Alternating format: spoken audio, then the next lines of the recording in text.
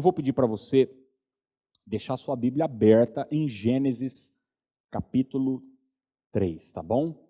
Em Gênesis, no capítulo número 3, eu penso que essa mensagem, apesar de ser outro nome, ela é continuação de tudo aquilo que nós começamos no domingo passado. No domingo passado, eu falei sobre sabedoria e bom senso. Quinta-feira, também dei continuação nessa mensagem. E hoje o tema da nossa palavra é: com quem você andou conversando? Com quem você andou conversando? E o texto que eu quero ler com você vai estar disponibilizado aí na tela para você também, é o de Gênesis capítulo 3, verso 11. Gênesis capítulo 3, verso 11, a primeira parte do versículo é uma pergunta que Deus faz para Adão. E Deus perguntou: quem disse que você estava nu? Quem disse que você estava nu? Como eu disse no domingo passado, a gente falou sobre 11 verdades acerca do bom senso. E na quinta-feira nós falamos sobre como obter o bom senso. Quais são os passos para a gente se tornar uma pessoa sensata e sábia. E além do temor do Senhor, um dos pontos principais da mensagem é nós termos a capacidade de selecionar os nossos relacionamentos. Porque aquilo que a gente ouve, aquilo que nos chega, vai influenciar a nossa estrutura de raciocínio, a nossa forma de viver, consequentemente. Eu disse na quinta que uma mudança de comportamento é sempre posterior a uma mudança de relacionamento. Vou repetir, uma mudança de comportamento é sempre posterior, vem sempre depois, um comportamento mudado de uma mudança de relacionamento. Isso positivamente e negativamente. Na prática, o que isso significa? Você vai ver muitas vezes um menino, um jovem, bonzinho, obediente aos pais, andando na igreja, com valores e tal. Já vi isso assim, mas de baciada. Serve a Deus e tal, daqui a pouco muda, vai fazer universidade numa outra cidade e daí conhece outras pessoas. O comportamento muda, o jeito muda, os valores mudam. A pessoa normal, vive em família e tal, seu pai, sua mãe, tudo certo, de repente muda de empresa, conhece uns amigos, começa a sair e tal, de repente aquele cara que tinha valores corretos e certo, daqui a pouco desanda, começa a ter um comportamento completamente errado. Mas isso também se aplica à nossa vida de uma forma positiva. Quantos de nós crescemos, fomos colocados num patamar superior em qualquer área, espiritualmente, emocionalmente, financeiramente, profissionalmente, quando você conheceu, de repente, um supervisor, quando você teve um patrão, um professor, um amigo, um vizinho, e aquela pessoa agregou valor à sua vida. Então, uma mudança de comportamento é sempre posterior a uma mudança de relacionamento. De vez em quando, meus filhos, né, a gente está em casa, sempre conversando, sempre batendo papo, e eu ouço uma frase, uma palavra, eu digo: de onde surgiu isso? Porque aqui em casa nós não falamos essa palavra. Eu não estou dizendo que seja uma palavra negativa ou pejorativa, mas às vezes é só uma linguagem que a gente não usa. Então logo eu penso, ele está ouvindo alguém que não ouvia antes. O apóstolo Paulo escreveu em 1 Coríntios 15, 33, não vos enganeis. As más conversações corrompem os bons costumes. E eu estou dizendo isso porque a gente está diante de um texto extraordinário da palavra de Deus. Se você ler o capítulo 2 de Gênesis, você vai ver a beleza que era a relação de Deus com Adão. Deus era íntimo de Adão. A Bíblia diz que todos os dias, na viração do dia, o Senhor aparecia ali no jardim, no Éden, para conversar com Adão. Era uma comunhão plena, bonita, era uma comunhão real, era uma comunhão invejável que Adão tinha com seu pai, com seu Criador, Deus. Mas é interessante que você vai ver que num dia específico, Deus aparece, como sempre apareceu, para conversar, para ter comunhão, para mais uma vez estarem juntos. Mas aquele dia, Adão não está presente. Adão faltou da reunião que eles tinham marcado sempre. E a Bíblia diz então que Deus diz: Adão, onde é que você está? E Adão dá uma resposta curiosa. Ele diz para Deus assim: eu ouvi a tua voz, e estando nu eu tive medo, e eu me escondi.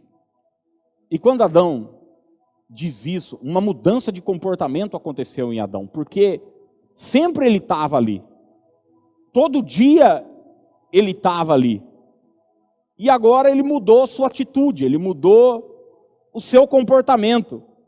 E no verso 11 então, do capítulo 3, em outras palavras, Deus diz para Adão o seguinte: com quem você andou conversando? Com quem você andou falando? Você vai descobrir, obviamente, que esse texto é posterior à queda de Adão, a ele, junto com sua esposa Eva, comerem do fruto. Quando conversam com a serpente mostra o fruto proibido, o fruto que Deus disse, não coma, e eles comem, e de repente seus olhos se abrem, sentem vergonha e se escondem. E Deus então só faz essa pergunta para Adão: Adão, por acaso você falou com alguém que não deveria ter falado?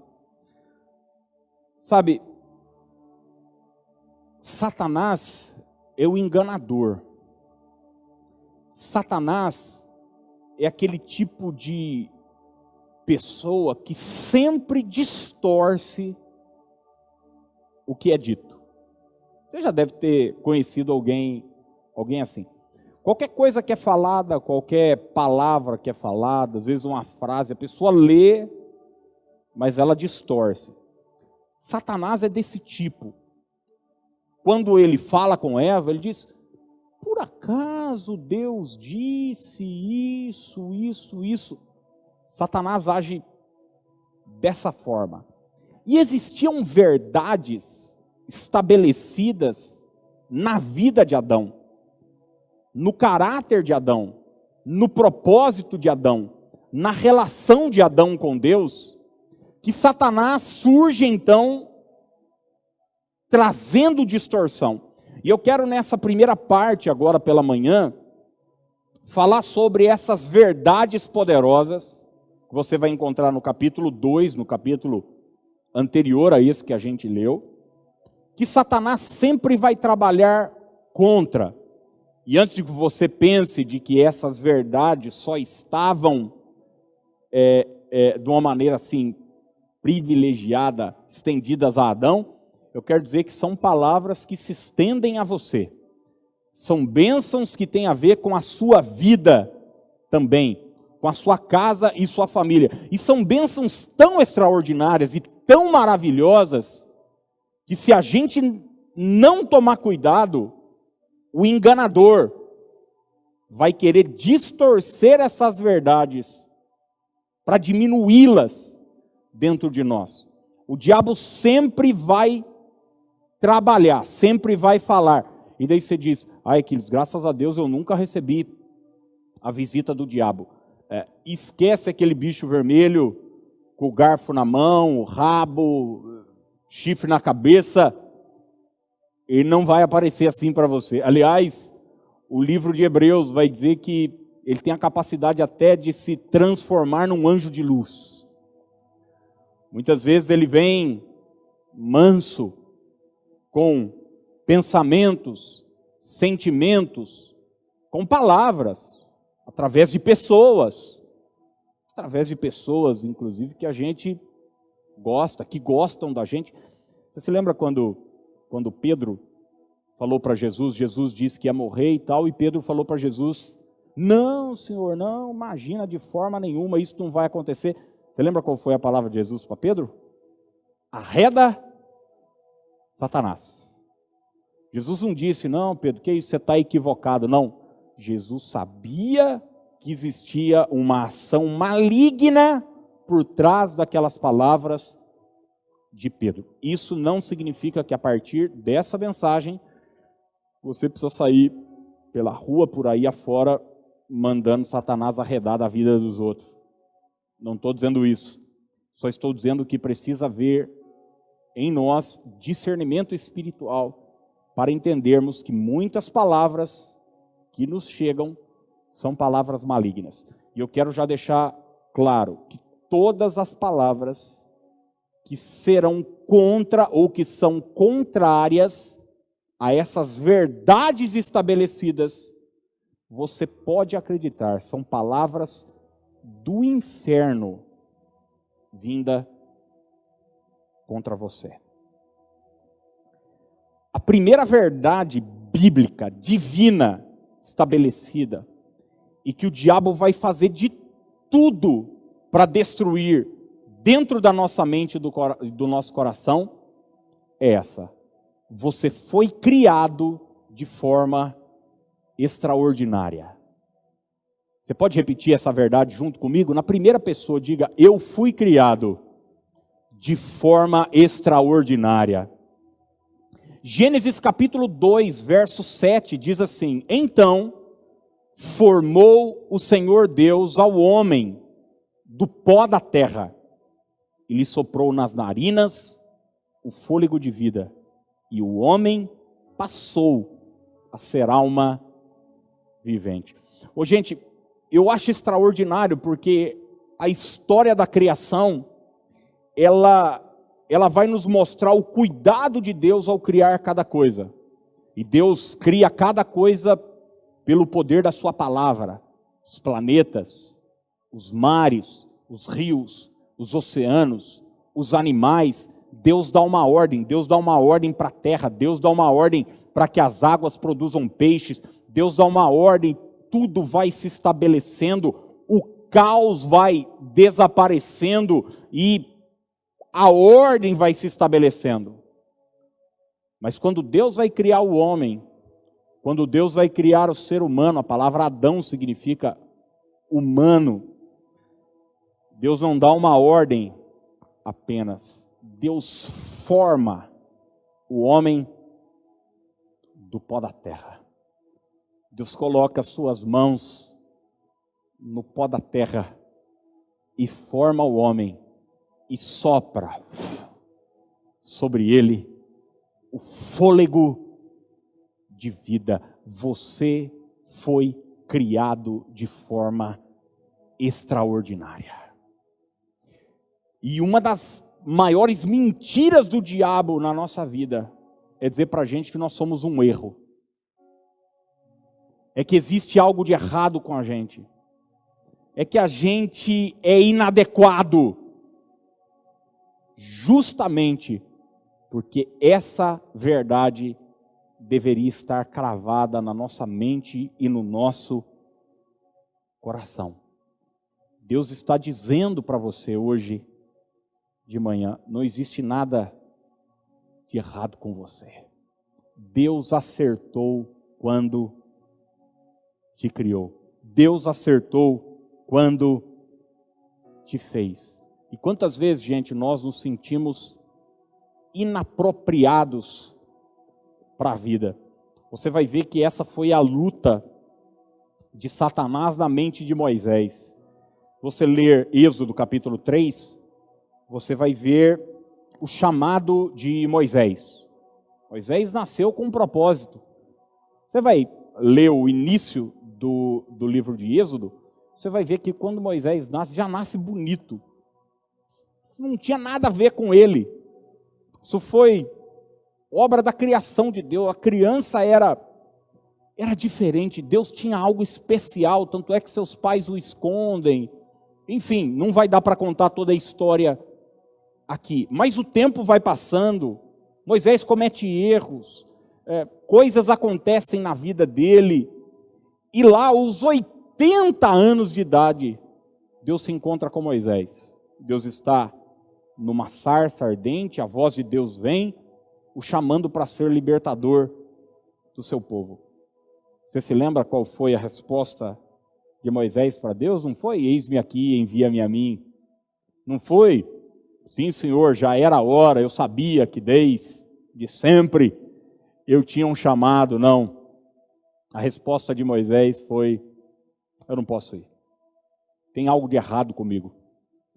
Eu sou pesado de língua. Existe defeito em mim. Existe vulnerabilidade em mim. E Deus chega e diz para Moisés, quem é que criou o cego? Quem é que criou o mudo? Para com isso, rapaz. Nós vamos dar um jeito disso aí. Você conhece o final da história.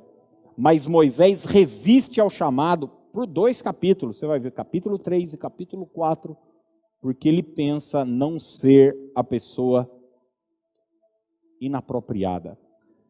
A gente tem a mania de achar que pessoas são apropriadas e outras não são apropriadas. Você lembra daquele cego de nascença? Evangelho de João, capítulo 9, quando os discípulos olharam aquele homem, eles perguntaram para Jesus, o que é que tem de errado com esse cara? Quem pecou? Foi seu pai? Foram seus antepassados? Foi ele quem pecou para nascer assim, amaldiçoado? Jesus falou, não tem nada de errado com esse cara não, ele é desse jeito, para que nele seja manifesto as obras de Deus. Então Jesus vai, faz um lodo com a terra, coloca nos olhos do cego, diz para ele, vai e se lave no tanque de Siloé, e a Bíblia diz que um milagre extraordinário acontece. Você foi criado de forma extraordinária. Talvez você diga, Aquiles, mas meus pais nem me planejaram. Eu nasci meio no susto. Minha mãe era uma menina quando eu nasci. Eu nem sei quem é meu pai, eu nem sei quem é minha mãe. Deixa eu dizer algo para você. Isso reforça ainda mais o fato de você ter sido uma ideia de Deus. Não tem por onde escapar. Você é fruto dos sonhos de Deus. Qualquer coisa que tente dizer que isso não é verdade, é uma voz maligna contra a sua vida. Qualquer voz contrária a essa verdade é uma voz do inferno, querendo prejudicar você, querendo atrapalhar você. Salmo 139, verso 13, diz o seguinte, tu criaste o íntimo do meu ser, e me teceste no ventre de minha mãe. Eu te louvo, porque me fizeste de modo especial e admirável. Tuas obras são maravilhosas. Digo isso com convicção. O salmista sabia que ele era uma obra-prima. Meus filhos estão tendo aula online, né? Como todo mundo. E esses dias, acho que na aula de artes, estavam professor, professora, não sei, estava falando sobre alguma autora famosa, uma pintora e tal. E daí mostraram os quadros dela, né? Eu pedi para ver as imagens. Você vai ver as imagens, gente? Você olha, não tem nada de... Se uma coisa que você fale, meu Deus do céu, que coisa... A importância da obra está na autora. A importância, a relevância da obra está no autor, não na obra. Talvez você olhe para você e diga, mas tem nada, pelo contrário. Mas a sua importância não está em você, mas em quem te criou. Você foi criado de forma extraordinária. Extraordinária. A segunda verdade que eu quero estabelecer aqui para nós hoje de manhã, e que Satanás vai lutar para destruir essa verdade dentro de você, é a seguinte: Deus já supriu todas as tuas necessidades. Vou repetir. Deus já supriu todas as tuas necessidades. Gênesis capítulo 2, verso 8 diz: E plantou o Senhor Deus um jardim no Éden, na direção do Oriente, e pôs nele o homem que havia formado. Olha que coisa, olha que figura linda, gente. Não perca a ordem das coisas. Nesse caso aqui, a ordem dos fatores vai alterar o produto. Primeiro Deus faz o jardim. Primeiro Deus prepara tudo. Primeiro Deus prepara o ambiente. Primeiro Deus prepara o cenário. Primeiro Deus prepara os recursos. Primeiro Deus cuida dos detalhes. Deus supre todas as necessidades. E depois Ele coloca no jardim o homem. Não é aquela coisa de você morar dentro de uma casa com reforma. Já passou por essa experiência, não? A casa não está pronta ainda, você está morando dentro. E é pedreiro, é encanador, é eletricista, é reboco, é tinta, é... Não. Deus preparou tudo e depois tudo estava pronto. Ele colocou o homem no jardim. Deus já supriu, Deus já preparou todos os recursos que você precisa para a sua vida. Nada vai te faltar. E você sabe, se existe uma mentira lançada no nosso coração constantemente pelo diabo, é de que sempre está faltando alguma coisa. É que nós não temos o necessário. E é interessante que o diabo é tão sagaz que, se não está faltando algo agora, hoje, ele diz, mas amanhã vai faltar. Mas daqui 10 anos você não vai ter. E se talvez você tenha bom prognóstico aí para o futuro, para os próximos 10 anos, ele chega para você e diz, e sua velhice? Será que seus filhos vão cuidar de você? Será que você vai ter um bom plano de aposentadoria? O diabo constantemente quer nos fazer acreditar que nós não temos o necessário. É aquela mentira maligna que vai criando dentro da nossa mente, dentro do nosso coração, essa ideia falsa, essa sensação de necessidade. Eu não tenho aquilo que eu preciso. Gente, eu vou ser honesto com você. Eu vou fazer agora, mês que vem, 38 anos. Aliás, já fica a dica aí, mês que vem é meu aniversário, dia 27. Eu conheço um pastor que ele falava, mês que vem, dia tal é meu aniversário, meu número de sapato é tal, minha camisa é tal. Eu falei, nossa, bobagem. Eu vou fazer 38 anos. E nesses 38 anos, eu passei muita vontade, mas nunca passei necessidade. Eu passei e passo muita vontade.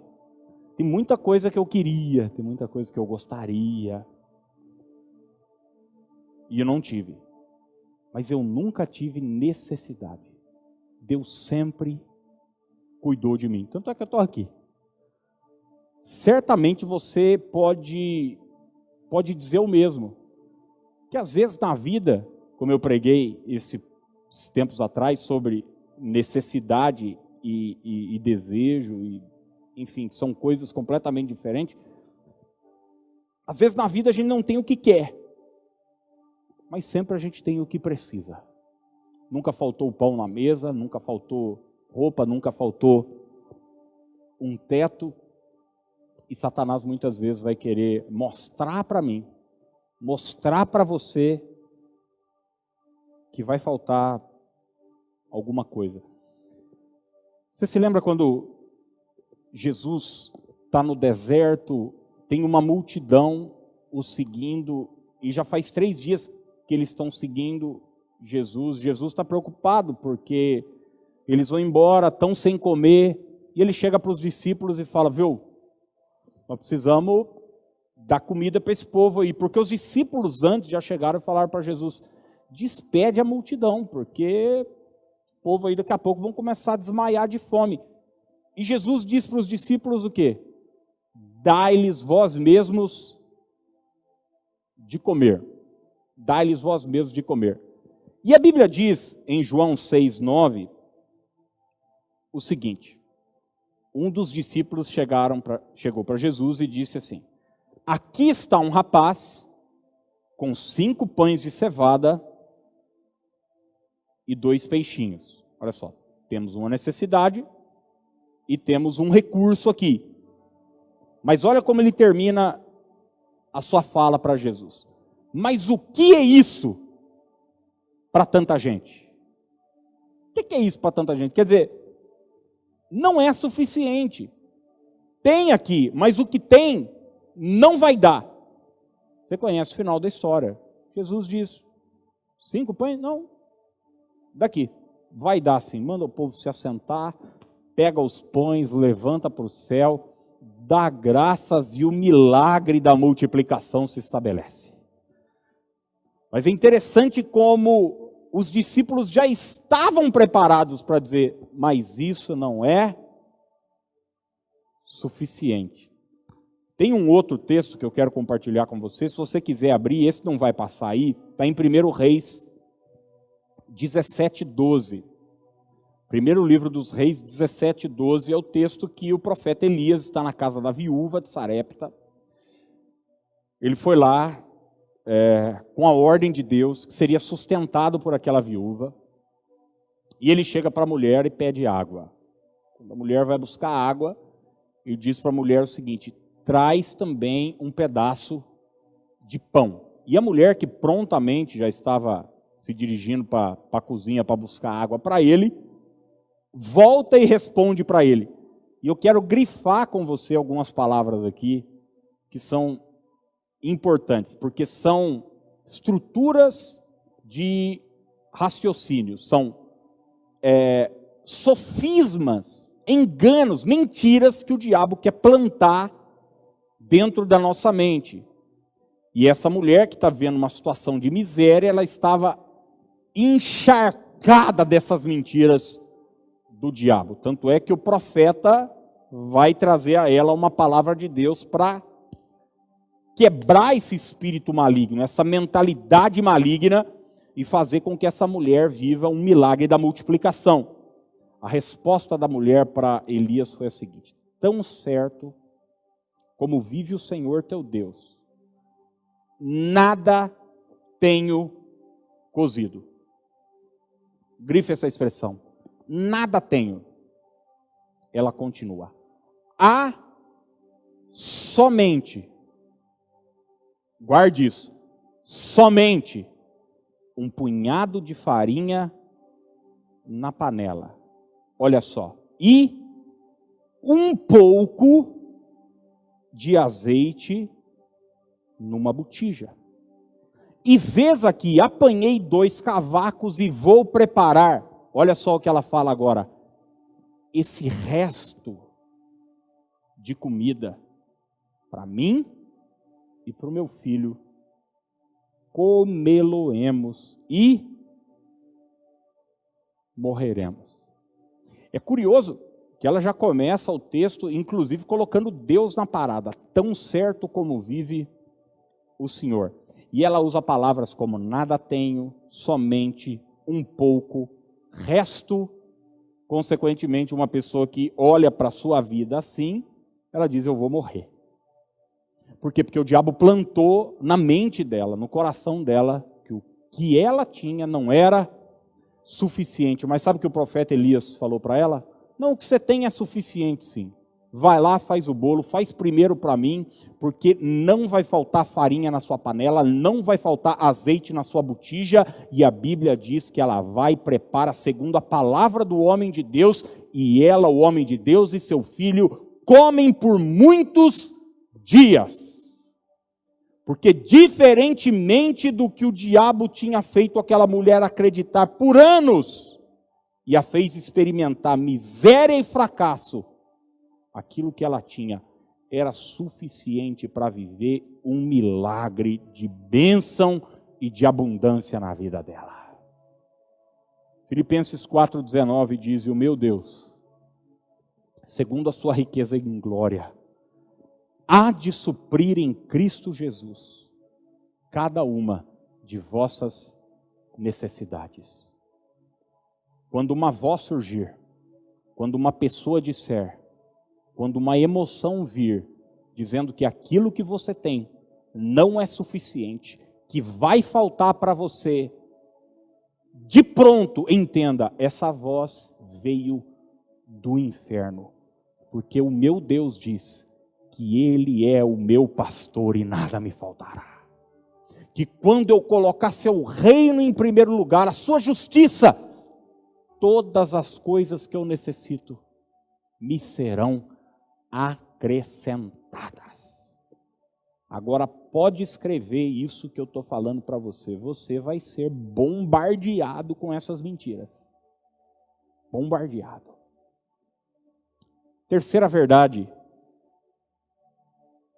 que a palavra de Deus nos traz e que o diabo vai tentar destruir dentro do nosso coração é a seguinte: Deus tem um plano para a sua vida. Você pode repetir isso, trazendo para você, para o seu coração, diga, o meu Deus tem um plano para a minha vida. Gênesis 2,15 diz, tomou, pois, o Senhor Deus ao homem e o colocou no jardim do Éden. E a frase seguinte diz, para. Eu gosto muito dessa expressão. Sempre que você encontrar essa expressão na Bíblia, para, vai implicar num objetivo, num propósito, num plano, numa intenção. E o texto diz que Deus colocou Adão no jardim com um propósito, com um objetivo, com um plano, com uma intenção para o cultivar e o guardar. E quantas vezes o diabo vai dizer que a nossa vida é um acidente, que a gente não vai dar em nada, que nada vai acontecer, que somos frutos de casualidade. Mas eu quero dizer para você que quando Deus te criou, Deus foi intencional. Deus te fez com um propósito, com um desenho, com um plano, com um objetivo. Já parou para pensar que não existe ninguém como você no mundo todo? 7 bilhões de pessoas. Ninguém com a digital igual a sua. Você vai ver gêmeos que nasceram da mesma genética, tudo. Diferentes. você percebe a personalidade. Deus criou cada pessoa com um propósito, com um plano, com uma intenção, com um objetivo. Jeremias capítulo 1, verso 4 em diante, diz assim: a mim me veio, pois, a palavra do Senhor, dizendo: antes que eu te formasse no ventre materno, eu te conheci. Antes que saísses da madre, te consagrei e te constituí profeta às nações. Agora, gente, quantos de nós já não recebemos essa informação de que nada vai acontecer na nossa vida? Que nossa vida não vai desencadear em nada. Nós nunca seremos ninguém, profissionalmente, que relacionalmente não vai acontecer nada, a gente não vai conseguir estabelecer uma família. O diabo vem com essas palavras. E o curioso é que muitos aceitam essas mentiras como verdades e passam a vivê-la. Mas eu quero dizer para você que Deus tem uma outra opinião acerca de você. Talvez essa seja a sua opinião acerca de você. Minha vida não vai dar em nada. É uma mentira isso. É uma inverdade isso. Você diz: Aquiles, mas é o que eu vejo. É o que eu percebo. É o que eu estou vendo. Você sabe que eu anotei algo até para comentar aqui à noite. É interessante como é essa questão de percepção, né? E a gente tende a caminhar de acordo com as nossas percepções humanas. Você não vai tirar sarro do que eu vou dizer aqui, nem me chamar de maluco. Mas você vai concordar comigo. Mas se eu for olhar para o mundo através da minha percepção, eu vou dizer para você uma coisa. Por exemplo, a Terra não gira. Eu nunca vi a Terra girar e nunca percebi isso. Que é uma outra percepção que eu tenho. O Sol gira em torno da Terra. Porque todo dia eu saio na minha janela, o Sol está lá para o lado da Exalc, da aviação. E depois no final do dia ele se põe lá no Jupiá. A minha percepção diz que a Terra está parada. Agora isso é verdade? Claro que não. E eu penso que quantas vezes a gente tende a ficar humanamente tentando olhar, ai, mas o que eu vejo, o que eu sinto, o que eu estou olhando. E Deus diz lá de cima, tem muito mais coisa que você não está conseguindo enxergar. E uma delas é que você foi criado para um grande propósito. Já imaginou se José, dentro daquela cadeia, ficasse pensando, mas o que eu vejo e tal, Deus me deu um sonho e tal, será que foi uma visão? Acho que nem foi Deus, acho que aquele dia que eu sonhei, acho que eu comi demais à noite, por isso que eu tive aquele vislumbre. Não, ele sabia que existia um plano maior, e que o que ditava o cumprimento ou não desse plano não eram suas circunstâncias eram temporárias e passageiras, mas a palavra do Senhor permanece para sempre. Deus tem um plano, Deus tem um propósito para a sua vida. Jeremias 29:11, ele diz, eu é que sei, que pensamentos eu tenho a vosso respeito, pensamentos de paz e não de mal, para vos dar o fim que desejais. Você já parou para pensar que Deus nunca teve um pensamento ruim acerca de você? Nunca passou pela sua cabeça. Sabe, a gente às vezes tem pensamentos ruins em relação a pessoas. Deus diz, sabe o que eu penso sobre você? Tenho bons pensamentos a respeito de você. São pensamentos de paz e não de mal. Deus acredita em você. Ainda que como Moisés, você tenha falhado. Ainda que como Abraão, você tenha se precipitado. Ainda que como Isaías, você tenha lábios impuros. Ainda que como Jeremias, você seja muito jovem. Ainda que como aquela viúva, você tenha poucos recursos, mas Deus tem um propósito. Deus tem um plano, isso não tem a ver com a quantidade de recursos que você tem, isso não tem a ver com o seu passado, isso tem a ver com um plano maior e perfeito do soberano Criador. Qualquer palavra contrária a essa, não é palavra de Deus para você. E em quarto e último lugar, a gente encerra aqui. Quero dizer para você que Deus tem mandamentos que você deve seguir. Deus tem mandamentos que você deve seguir. Olha o que Gênesis 2, 16 diz e 17.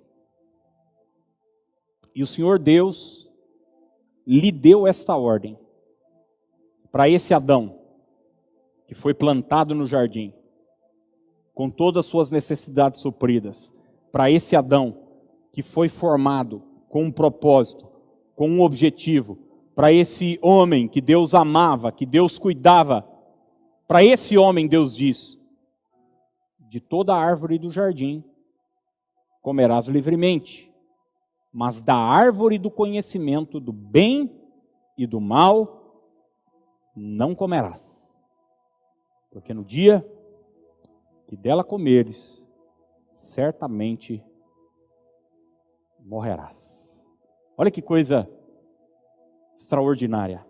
Existe uma verdade estabelecida na palavra de Deus para mim e para você, de que a gente não pode andar como a gente acha que pode andar. Existem mandamentos, existem diretrizes, existem verdades inegociáveis. Aliás, na quinta, se você não estava com a gente na quinta, depois dá uma olhada aí nas mensagens, está tudo aí no canal no YouTube. E olha a mensagem: o temor do Senhor é o princípio da sabedoria. O temor do Senhor. Entender que existem regras, que existem mandamentos, que existem coisas que eu posso fazer e coisas que eu não devo fazer. Aqui começa uma vida sábia. Quando vier para você sentimentos, palavras, vozes dizendo: viva a sua vida como quiser. Tem até uma frase que é bonita, a gente vê isso muito em música e tal, poesia.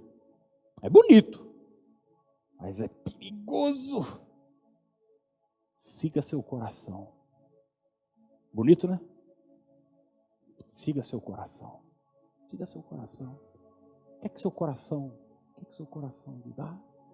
Meu coração agora diz que eu não vou pagar minhas contas mais. O coração agora diz que eu... Segue seu coração. Segue para ver. Você diz: Aquiles, mas Deus não é amor? É por nos amar que Ele estabeleceu mandamentos. A gente às vezes confunde, né, amor. Você vê um pai que chega para o filho e diz não. Você diz: ai, que pai carrasco. Não, que pai amoroso. Que pai amoroso. Amor não é bonachão. Não, isso é irresponsabilidade. Jeremias 17, 9 diz assim: isso é a palavra para quem está seguindo o seu coração.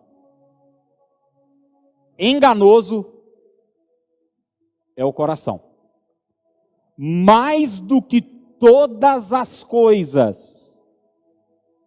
Não acabou ainda não. Tem mais uma coisa sobre o seu coração, sobre o meu coração. Além de enganoso, desesperadamente corrupto. Desesperadamente corrupto. Quem o conhecerá. Na prática, o que eu estou querendo dizer para você é que Satanás vai te dizer: você pode fazer o que tiver vontade. Que na vida não tem. Existem até crentes que pegam textos bíblicos isolados, né, para justificar atitudes malignas, pecaminosas. Tudo me é lícito. Tudo me é lícito. Não, o que é isso? Nós vivemos no tempo da graça. Eu li Romanos nesses últimos dias e Paulo está falando sobre a graça que é abundante acima do pecado, superabunda, e ele deixa claro o seguinte: por causa que a graça superabundou sobre onde abundou o pecado, nós vamos pecar. Ele diz: é claro que não, pelo contrário, seremos levados a uma vida ainda de santidade. Entenda, existem limites. Limites. Na vida tem limites. Deus colocou Adão no jardim, preparou tudo, mas falou: camarada, seguinte, tem coisa aqui que você não pode fazer não. Pode comer aqui todas as árvores, goiaba, banana, tangerina, jabuticaba, come à vontade. Essa árvore aqui, cara, não come não. Não come não. Limite. E se você está pensando: pô, mas se Deus sabia que não podia comer, por que colocou a árvore ali? Porque Deus não criou nenhum robô, Deus criou um ser humano com poder de escolha, e é assim que é. E é assim que deve ser. Senão não seria liberdade, se eu não pudesse escolher também o mal. Mas ele deixou claro, existem limites. No Decálogo, que são os 10 mandamentos, Êxodo capítulo 20, você vai ver um conjunto de nãos ali.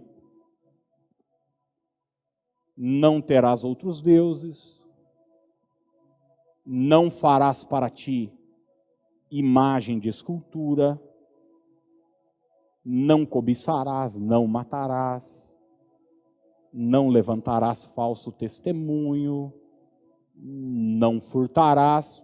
O que Deus está fazendo ali com Israel? Dizendo: gente, ó, vou colocar vocês uma terra e tal, mas não vai ser a casa da mãe Joana, não. E essa mensagem chega num momento muito importante que a igreja vive.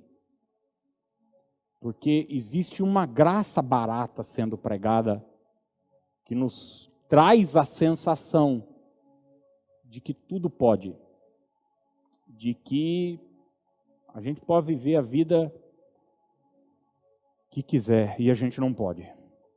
E a gente não pode.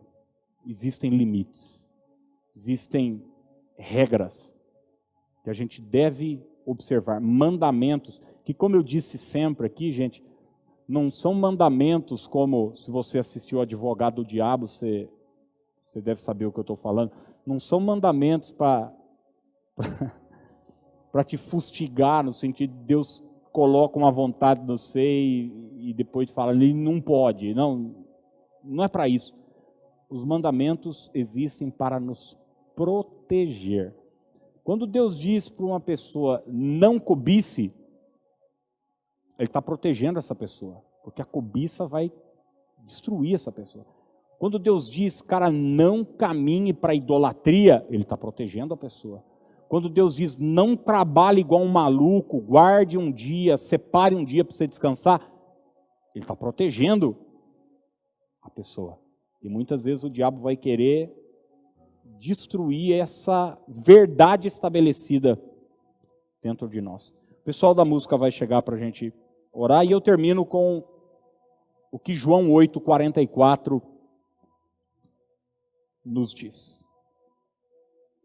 Vós sois do diabo, que é o vosso pai, e quereis satisfazer-lhe os desejos. É uma conversa de Jesus com os fariseus. Jesus fala agora quem é o diabo. Ele foi homicida desde o princípio e jamais se firmou na verdade, porque nele não há verdade, quando ele profere mentira, fala do que lhe é próprio, porque é mentiroso e pai da mentira. É mentiroso e pai da mentira. Eu não sei se você já conviveu com alguém mentiroso. Eu já convivi. É horrível, né? É horrível, porque às vezes a pessoa ela fala, nossa, hoje, você pergunta a hora para ela, que oração? Ela diz, 2 minutos para meio-dia. Você fala, será mesmo? Porque o mentiroso, será mesmo que é domingo? Ela falou, bom dia. Você fala, mas será que não está de noite? O mentiroso causa esse desconforto na gente. O diabo é esse canalha mentiroso, que está sempre distorcendo a verdade. Ele é pai da mentira. Eu quero hoje fazer essa pergunta para você. Com quem você andou conversando? Você que, porventura, acha que sua vida é um erro, que você não vai dar em nada. Você tem vivido sem limite. Você que tem vivido achando que... Com quem você andou conversando? Eu posso te afirmar uma coisa. Com Deus não foi. Com Deus não foi. E essa pergunta de Deus para Adão continua até hoje para nós, igreja. Quem te falou? Quem te falou? Quem te disse? Com quem você conversou?